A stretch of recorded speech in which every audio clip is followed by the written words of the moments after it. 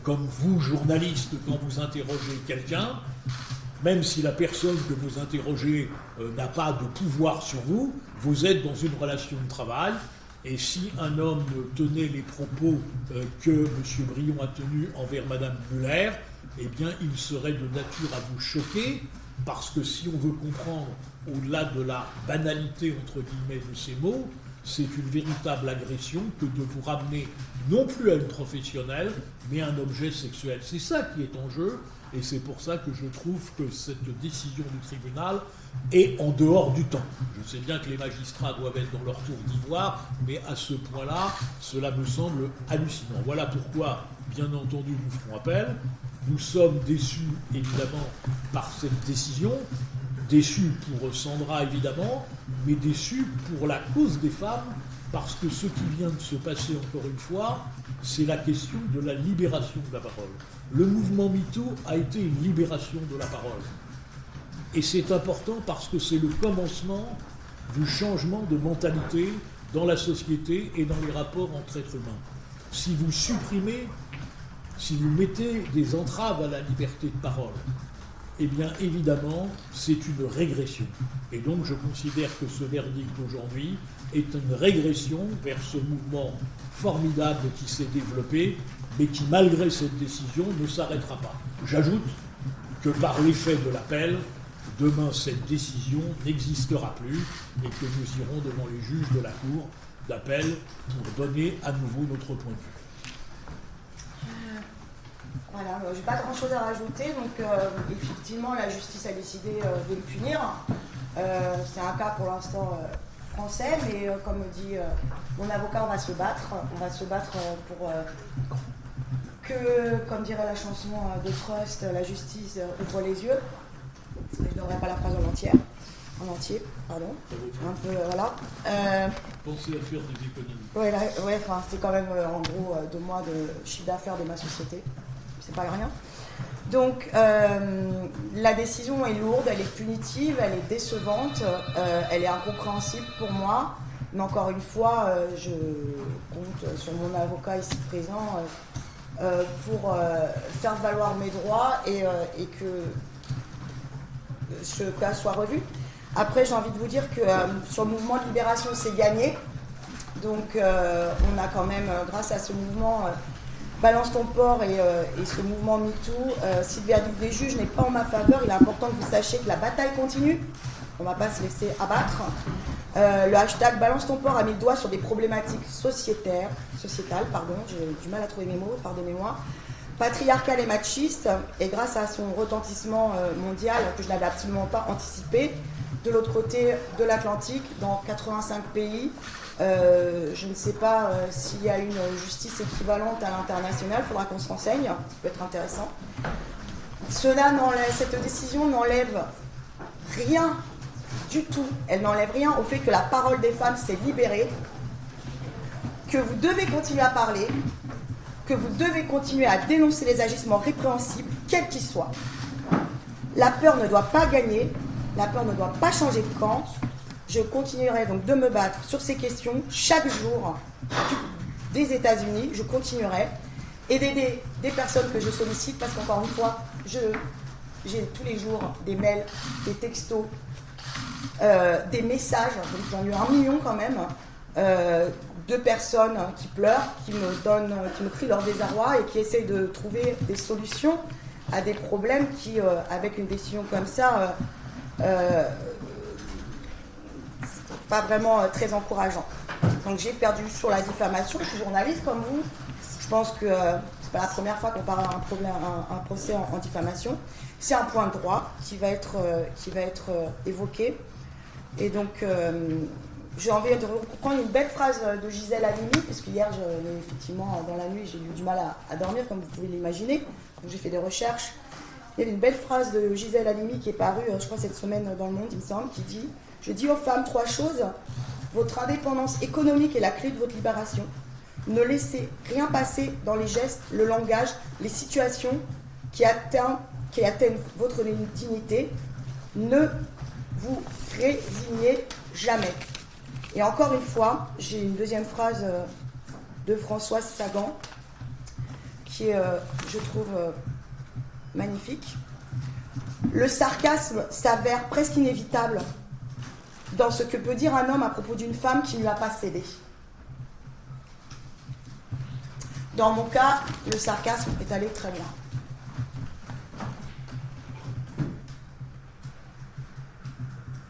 Pas grand-chose à rajouter. Si vous avez des questions, on est là.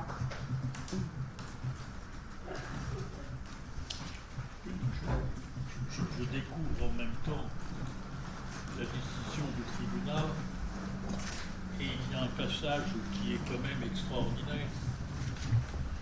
Vous savez qu'en matière de diffamation, il existe ce qu'on appelle la bonne foi. La bonne foi repose sur le fait que le sujet est d'intérêt général, ce que le tribunal ne conteste pas. Le harcèlement est un sujet d'intérêt général. Mais nous avions dit que M. Brion avait tenu ses propos. Et je vous laisse, et je ne ferai pas de commentaire, ce que dit le tribunal sur ses propos.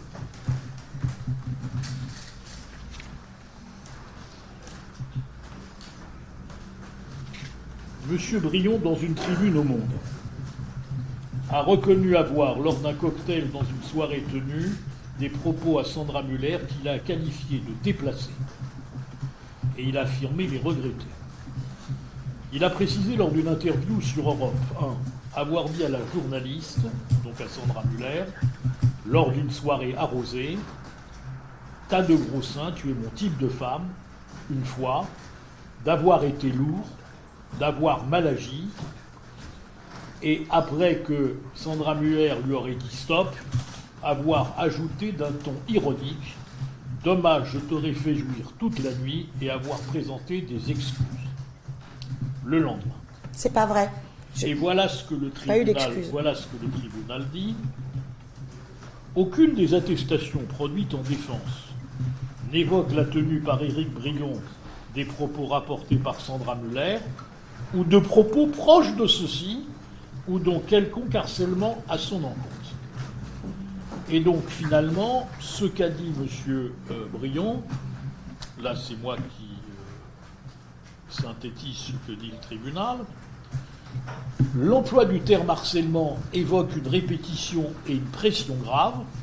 Or, les propos que M. Brion aurait tenus, ni même d'ailleurs qui lui est précisément tenu, puisqu'il s'en rapporte aux propos du Monde et d'Europe 1, ne constituent une attitude susceptible d'être qualifiée de harcèlement au sens de l'article du Code pénal. C'est-à-dire que nous avions dit, Mme Muller n'est pas juriste, elle s'est sentie harcelée au sens commun du terme.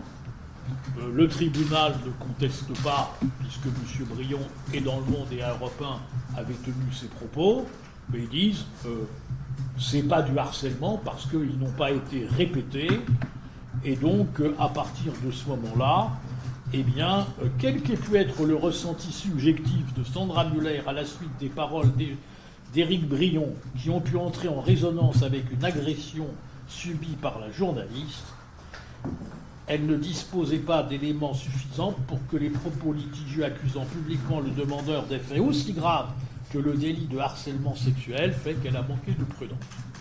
C'est-à-dire que les hommes peuvent avoir des propos indécents, mais s'ils ne le font qu'une fois, eh bien, ce sera excusé par le tribunal, comprenne qui pourra.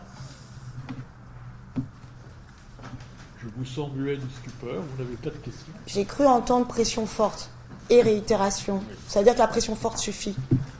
Autant au sens juridique, le harcèlement, je l'ai appris à mes dépens, ça peut être la réitération du même acte, ou ça peut être un acte suffisamment fort pour déstabiliser une personne.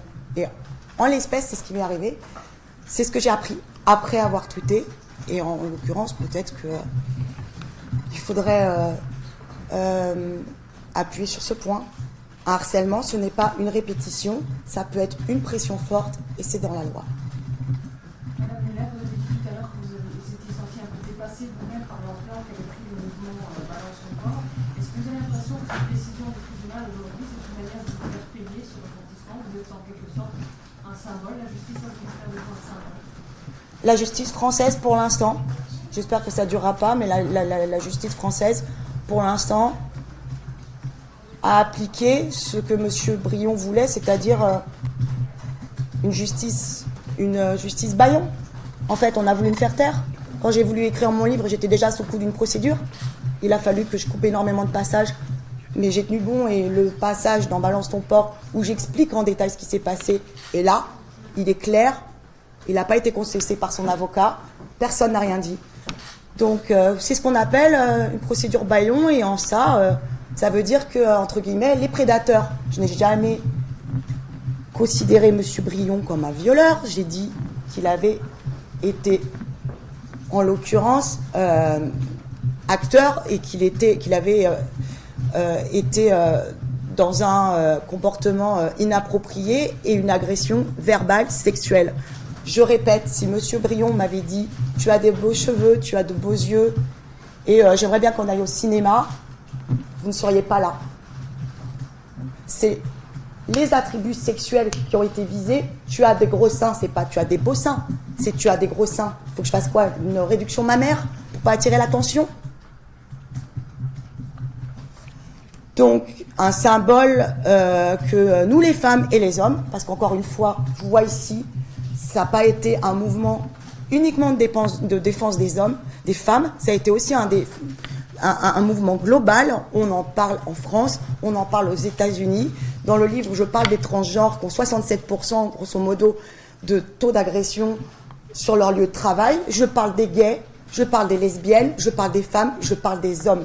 Il y a aussi un balance tatruy qui a servi, notamment, je ne sais pas si vous avez entendu parler de l'infirmier de Remiremont, parce que tous les jours, je répondais victimes, et évidemment gratuitement.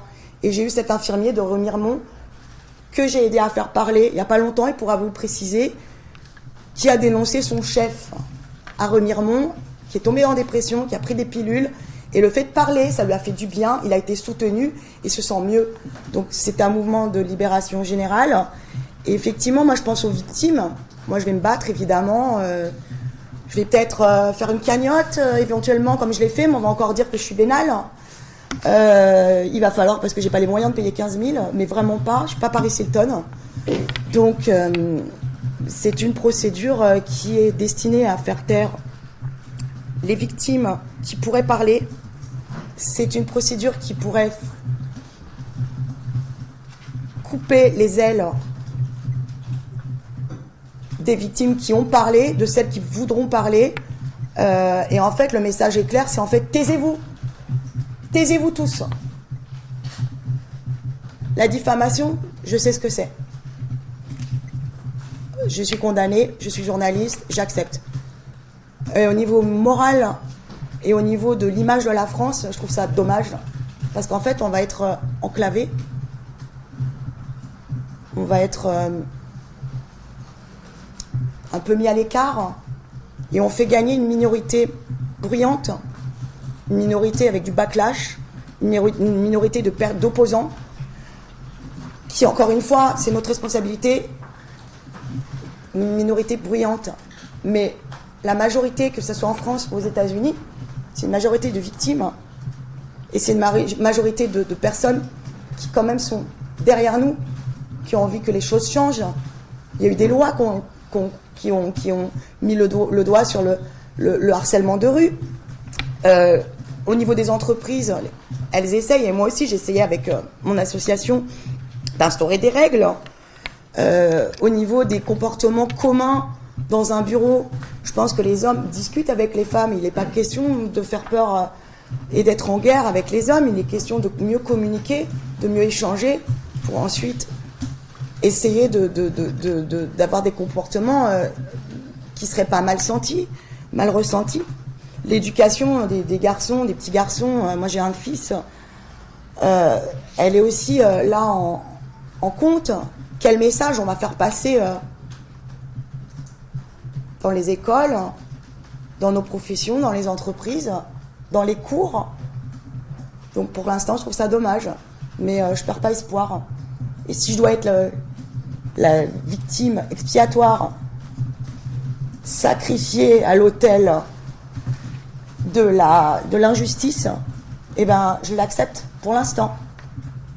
Je l'accepte. Sur le plan judiciaire, on a vu la riposte, ce sera la procédure en appel. Est-ce que vous allez solliciter les réseaux sociaux en créant peut-être un nouveau hashtag pour vous sentir soutenu par votre opinion? Non, je pense pas. Je pense que je vais peut-être voir si je peux pas faire une levée de fonds pour payer mes avocats qui touchent des chewing-gums, en gros, parce que ça me tient à cœur. Peut-être, mais c'est pas l'urgence. L'urgence, c'est vraiment de contester cette décision injuste, pour moi. Et justement, ce qu'il faut savoir, c'est que je suis pas quelqu'un qui fait du bruit. Enfin, j'ai un caractère affirmé et une grande gueule. Mais si vous regardez tous les réseaux sociaux, si vous remontez avant 2 ans, vous remarquerez que je suis plutôt quelqu'un de discret, qui donne des informations plutôt contradictoires. J'insulte personne. Je condamne pas. Et je suis quelqu'un de mesuré sur les réseaux sociaux. Et mon journal n'est pas un journal polémique. Là, j'ai couvert la conférence de Donald Trump. Je ne peux pas être une activiste. On a suivi Macron aux États-Unis avant d'arriver, c'est pour ça que j'ai plus de voix. Je donne toujours les deux côtés. Je suis quelqu'un plutôt d'assez nuancé. Donc, je vais le rester. En plus, je suis un peu fatiguée pour vous dire. Je crois que vous entendez que je refuse toutes les conférences de presse. Je ne peux pas passer sur des plateaux. J'ai pas dit que j'avais pris 10 kilos, j'ai juste plus de voix, j'ai fait une crise d'asthme dans l'avion et je veux donner l'image d'une femme forte. La victime, encore une fois, c'est moi, c'est pas lui. Si vous pouvez revenir sur les motifs justement du tribunal et qu'est-ce que ça a comme conséquence? Est-ce que c'est un feu vert qui dit ce type de remarque ne représente pas du harcèlement, ça n'est pas en compte par le droit français? Mais quel est le sens justement de cette décision? Ce que dit le tribunal, c'est la diffamation, c'est très précis. Nous considérons que vous avez imputé à M. Brion le délit de harcèlement sexuel. Or, les éléments constitutifs du délit de harcèlement sexuel n'étant pas constitués, c'est une diffamation et vous n'êtes pas de bonne foi. Moi, ce qui me frappe le plus dans cette décision, c'est son côté hors sol. Parce qu'il faut reprendre ce qui s'est passé. Sandra Muller, lorsqu'elle fait ce tweet, pardonnez-moi, est une inconnue. Et son compte Twitter a un nombre d'abonnés qui est plutôt faible. Vous n'avez pas 10 000, 50 000, 20 000 abonnés. Ce qui est intéressant, puisque le tribunal estime que M. Brion a subi un grave préjudice, c'est de s'intéresser pourquoi le compte d'une inconnue, ayant un nombre de followers limité, a pris cette ampleur. Et s'il a pris cette ampleur, c'est parce que précisément, il a permis et il a trouvé une résonance chez de nombreuses femmes. Si tout allait bien dans le meilleur des mondes, ce tweet serait passé inaperçu. S'il a déclenché ce mouvement, c'est bien parce que des milliers et des milliers de femmes se sont dit « enfin, on est en train de briser une omerta ». Et ça, le tribunal n'en a absolument pas tenu compte. C'est là que je dis qu'il est hors sol, parce qu'il n'a pas analysé un phénomène sociologique. Il s'est contenté de voir les conséquences et le résultat, plutôt que d'analyser la cause. Voilà ce qui, moi, me frappe particulièrement dans cette décision. Il y a combien de tweets par jour? Je pars dans un pays étranger, c'est mon rêve, je prends pas de vacances pendant des années, j'économise, je pars avec mes 2 enfants et je fais un tweet. Et comme je vous le dis encore, vous pouvez remonter, vous verrez que j'ai pas beaucoup de tweets de colère. Il y avait combien de pourcentage de chances pour que ce tweet fasse le tour du monde, atteigne 85 pays, que ça a créé un mouvement au Japon pour pas que les femmes portent des talons dans les entreprises parce qu'elles sont fatiguées de porter des talons. Pour que j'ai rencontré un journaliste scandinave tout à l'heure. Il y a énormément de gens qui cherchent à faire du buzz et qui font des tweets et ça marche pas. Il y a des organismes de marketing, des agences. Moi, je suis pas une professionnelle de marketing. je fais effectivement, comme disait mon avocat, un tweet. Il aurait pu tomber dans les oubliettes. Pourquoi il trouve un écho universel à ce point-là? Pourquoi 2 jours après, Balance ton port, Alyssa Milano décide de traduire le même message si toi aussi, au niveau, à ta workplace, tu subis du harcèlement? Réponds-moi. Pourquoi on a toutes à ce moment-là, je ne suis pas toute seule, quand j'étais Person of the Year de Time Magazine, je ne suis pas toute seule, on est plein. On a été récompensé à plusieurs. Pourquoi au même moment, le tweet a pris cette dimension-là et finalement il y a une personne qui paye, c'est moi. C'est quand même extraordinaire. Si j'avais été condamnée à la mesure des moyens que j'ai, et vous seriez surpris de les connaître, à une peine, comment on appelle ça, à une peine symbolique, j'aurais pu me dire, bon, voilà, on a voulu me montrer que, faut pas que je parle, mais en fait, ça veut dire que la partie adverse a fait croire que j'étais richissime, c'est pas le cas. Ils ont fait croire que j'avais acheté un loft à New York, j'ai jamais acheté de loft à New York. Le tweet d'excuse de Monsieur Brion, j'aimerais le voir. Bah voilà. Donc en racontant n'importe quoi, j'ai entendu dire qu'il avait perdu son travail, qu'il a retrouvé une mission. J'en ai vu dans le Parisien qu'il n'avait plus de compagne. Je lis dans le portrait de Libération qu'il a rencontré sa nouvelle compagne qui est avocate dans un café. Donc ça veut dire qu'on a aussi le droit de faire gagner le mensonge. Parce que moi, dans toute la plaidoirie de mon avocat, il n'y a pas un gramme de mensonge.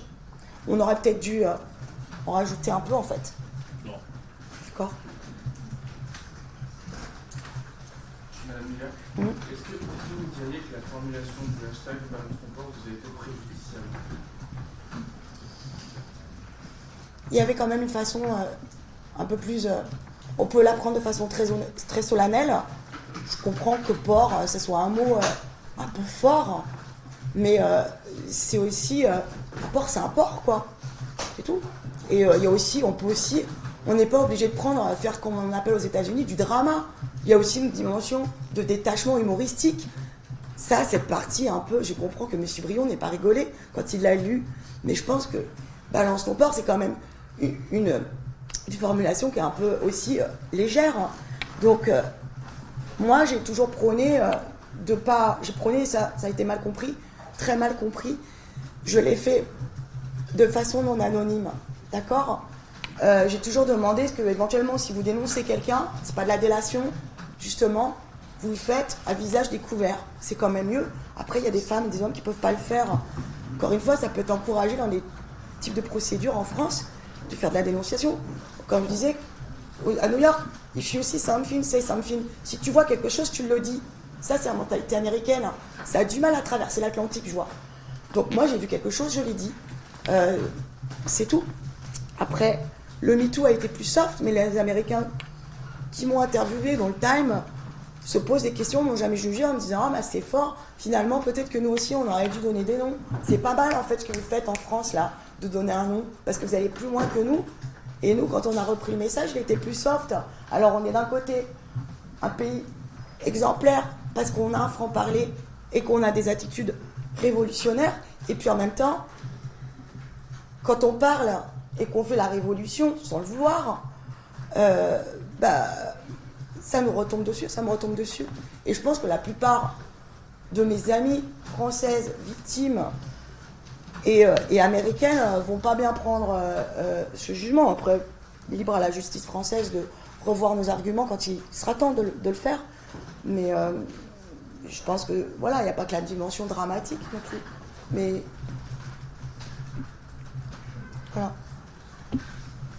Madame Miller, comment vous réagissez quand vous entendez justement M. Brion dire « J'ai tout perdu, vous l'avez évoqué, vous n'avez pas évoqué ».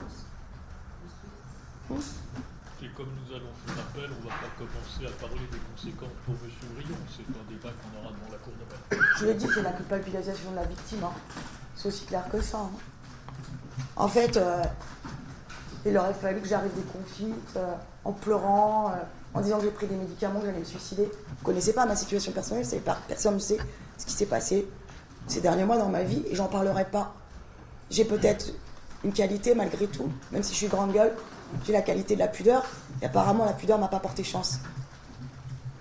Est-ce que le fait d'avoir soulevé tant d'échos, vous avez d'une certaine manière gagné aussi, quelque part? Alors là, j'ai pas gagné, les autres femmes ont gagné. Moi, j'ai perdu là aujourd'hui. Mais en tout cas, que les femmes, et comme je disais, tous les genres se soient mis à parler, ça c'est vrai. Et je vous incite, tiens, on va faire un petit jeu journalistique. Reprenez les propos mensongers peut-être qui ont été tenus depuis Balance ton port en France et aux États-Unis. Regardez le nombre de condamnations de femmes qui ont exagéré. Je pense qu'il n'y en aura pas. Vous serez surpris, il n'y en aura peut-être pas tant que ça.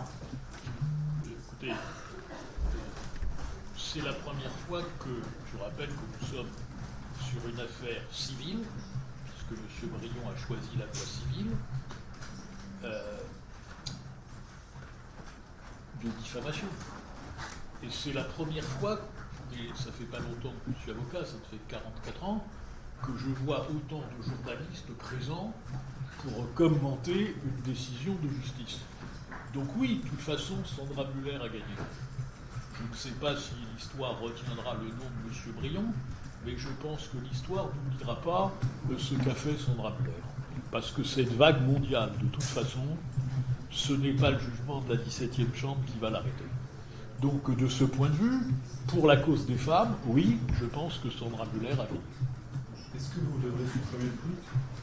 Nous supprimerons le tweet, bien entendu. Après, ceux qui ont fait des captures d'écran, j'y peux rien. Et ce tweet sera supprimé et donc tout le monde ne saura pas que c'est M. Brion qui a été mis en cause. Et dernière chose, c'est... J'ajoute que ce jugement n'est pas sorti de l'exécution provisoire et que donc vous n'aurez rien à payer avant l'appel si la Cour décidait de confirmer cette décision. J'ajoute une chose, je suis quelqu'un de vraiment modeste, fondamentalement modeste, et je pense très honnête, puisque sinon j'aurais retiré le tweet, j'aurais peut-être demandé une transaction financière, j'aurais peut-être agi différemment. Je veux quand même que vous sachiez que j'ai changé de vie parce que j'avais besoin de changer de vie, parce que la pression de mon métier ici était très forte, même par rapport à mon journal qui s'appelle La Lettre audiovisuelle, où j'ai sans arrêt des menaces de diffamation, on me demande des droits de réponse. Donc j'ai pris de la distance et je me suis dit je vais diriger mon journal à distance. C'est pour ça que je suis partie aux États-Unis, pour être justement plus sereine. Et finalement, je le suis moins. Quand j'entends la partie adverse dire que j'ai voulu faire du buzz, non. Je suis quelqu'un, je vis dans mon coin, j'ai même voulu me retirer, m'occuper de mes enfants, changer de vie, apprendre un nouveau langage. Je pense que j'ai eu un courage avec mes moyens qui sont vraiment pas énormes d'avancer et d'essayer de... Je sais plus qui disait, c'est quand on sait qu'on n'a plus qu'une vie que la deuxième commence. Voilà, donc j'ai pas cherché à faire du buzz, j'ai pas cherché... je suis une très mauvaise businesswoman. J'ai perdu des plumes dans l'affaire si par exemple l'envie me caressait de demander des piges pour arrondir mes fins de mois avec la condamnation que j'ai. Je pourrais même plus trouver un travail de pigiste comme je le faisais avant. Je travaillais pour l'Express, je fais un guide sur New York, j'ai travaillé pour 10 radios, j'ai fait des interventions. Et là maintenant je suis estampillée Balance ton port. J'existe plus en tant que journaliste. Je suis allée il n'y a pas très longtemps, quand je suis venue ici, j'ai rencontré le directeur de communication d'une grande radio.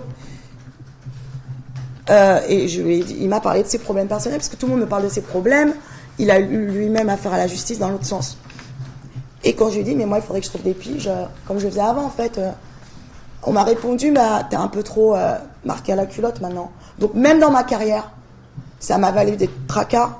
Ça m'a fait une publicité au niveau de l'audiovisuel qui a fait que j'ai perdu du chiffre d'affaires. C'est pas très dur à vérifier. Il y a un mélange des genres malsains, parce qu'effectivement, je l'ai fait de façon tellement impulsive que c'est parti de ma société. Non, j'ai fait gagner des victimes, mais moi, dans ma vie perso, ni je me suis enrichie. Voilà, ça a été. C'est compliqué pour moi maintenant. Voilà. Est-ce que, en écoutant, on a l'impression que vous regrettez? Non. Non, je regrette pas. J'ai été portée par un mouvement de libération de paroles des femmes. C'est elles qui m'ont portée, même d'ailleurs. Chaque jour, quand je découvre des nouveaux messages et que je vois les situations auxquelles j'ai affaire, là, je peux vous donner des exemples très concrets. Là, en ce moment, j'ai plutôt des jeunes filles. c'est les mères qui m'écrivent. En fait, j'ai des filles jeunes qui se font violer, j'ai des personnes qui se font virer des sociétés. J'ai couvert un sujet que personne n'a couvert sur une grande société française. Je ne vais pas risquer une diffamation, qui a eu un procès, une audience à New York. Là, je suis passée mes vacances à aller en audition pour écouter la victime. Donc non, moi, les victimes me portent et c'est comme ça que je tiens. Et je ne le regrette pas. Je ne regrette pas du tout. C'est quoi votre sentiment? C'est pas le regret, Bah là, j'ai un sentiment de vide quand même. Hein. Mais j'ai un sentiment de confiance. Je mets un peu la pression, mais j'ai un sentiment de confiance. On n'a pas fini. On n'a pas fini. On n'a pas tout dévoilé. Vous n'avez pas perdu? Pas pour l'instant. Nous avons perdu le premier round. Et vous savez, c'est comme France-Argentine, il y a tout le temps. Voilà. Voyez-vous que cette décision va avoir aussi de conséquences internationales pour des autres les mouvements? Je pense qu'aux États-Unis, ça va pas bien se passer. Je pense que quand je vais prévenir le Time Magazine, ça va pas leur faire plaisir. Et je pense que les autres Silence Breakers, elles vont pas être contentes non plus. Dans le pire des cas, on lancera une cagnotte pour offrir des prothèses mammaires à M. Briand. Je pense pas qu'il y ait ce genre de choses à dire. On va encore se prendre une diffamation. Non, voilà, ça va. Bien, vous avez une question? Vous avez dit que vous retiriez le tweet, même si la condamnation n'est pas définitive. Je sais pas le faire. En plus, je sais même pas comment on fait. C'est pour montrer que, encore une fois, il n'y a pas d'acharnement personnel contre M. Briand. Est-ce que le tribunal vous l'oblige ou c'est... Le tribunal l'ordonne, mais comme il n'a sorti pas sa décision de l'exécution provisoire, nous pourrions le laisser, mais pour montrer que nous sommes de bonne foi et que nous n'entendons pas persécuter celui qui aujourd'hui se présente comme une victime, ce tweet sera retiré. Il était question aussi de diffuser la session de justice dans le cadre périodique. Est-ce que ça... Le tribunal n'a pas accordé à M. Briand. M. Briand réclamait 4 publications dans les journaux de son choix à hauteur de 20 000 € par publication. Le tribunal ne l'a pas ordonné. Donc 80 000 euros. De ce point de vue-là, il n'a pas eu satisfaction.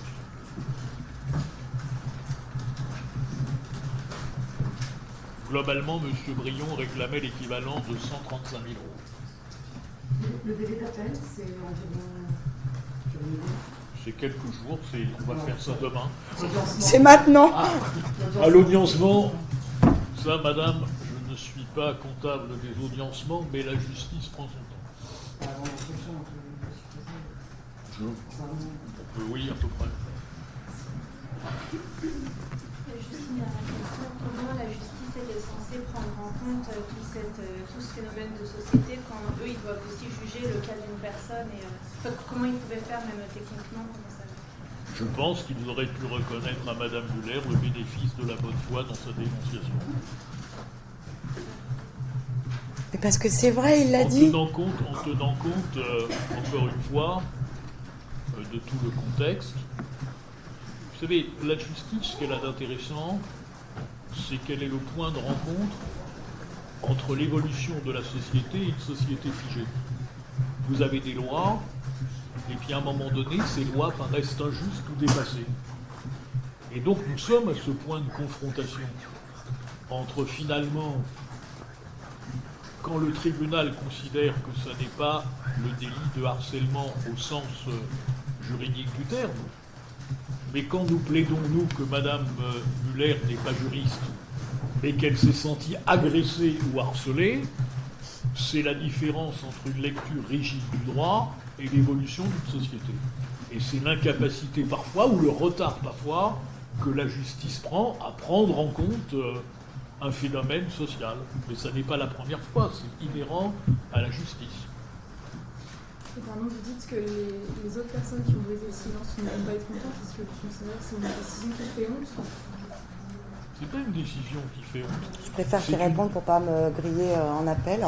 C'est pas une décision qui fait honte, mais c'est une décision qui, évidemment, est de nature à faire réfléchir celles qui veulent parler.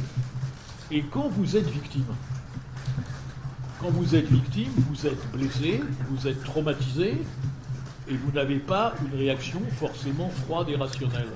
Et donc vous n'avez pas dans l'expression ni forcément la prudence, ni la sérénité. Et donc ce cri de révolte, évidemment, si on vous dit quand vous exprimez ce cri de révolte, attention, consultez avant le code pénal 3 avocats et réfléchissez avant de crier, c'est sûr que ce type de jugement n'est pas de nature à vous inciter à vous exprimer librement. Et donc, de cette manière, oui, c'est un jugement qui, vis-à-vis de celles qui veulent parler, peut les inciter à réfléchir. Or, on voit bien que dans beaucoup de procédures plus graves, je pense à certaines affaires de viol, on voit bien que la parole, elle met du temps. Et qu'on voit bien que parfois, dans des dossiers, il y a plusieurs victimes, mais que certaines victimes hésitent à témoigner ou même à déposer plainte. Parce que c'est un parcours du combattant. Et que donc, si en plus, on a le sentiment que la justice n'est pas là pour vous aider, mais qu'elle est là pour vous contrôler et millimétrer votre parole, ça ne vous incite pas à parler. Voilà. Il n'y a pas une question de honte, il y a une question de peur. En fait, il aurait fallu que ça arrive plus qu'une fois. Je m'arrêterai là. En fait, la première fois ne signifie rien, même avec une pression forte. Vous prenez la libération de la parole et en même temps la familiarité, vous allez retirer ce tweet avant même la décision en appel. Ça ne vous paraît pas contradictoire? Non, parce que ce tweet n'a pas d'importance aujourd'hui. Il est, de toute façon, que le tribunal ordonne qu'il soit retiré ou pas. C'est un tweet qui restera. Si dans 10 ans, dans 15 ans, dans 20 ans, des historiens de l'histoire du mouvement féministe décident d'écrire, ils le citeront complètement ou incomplètement parce que ça fait partie de l'histoire du mouvement. Simplement, à partir du moment où on dit « Madame, on vous refuse le bénéfice de la bonne foi », même si on reconnaît qu'il n'y a pas d'animosité personnelle au sens de la jurisprudence de la loi de 81, pour montrer que nous sommes de bonne foi et qu'il n'y a pas d'acharnement particulier contre M. Brion, ça ne pose aucun problème de le retirer.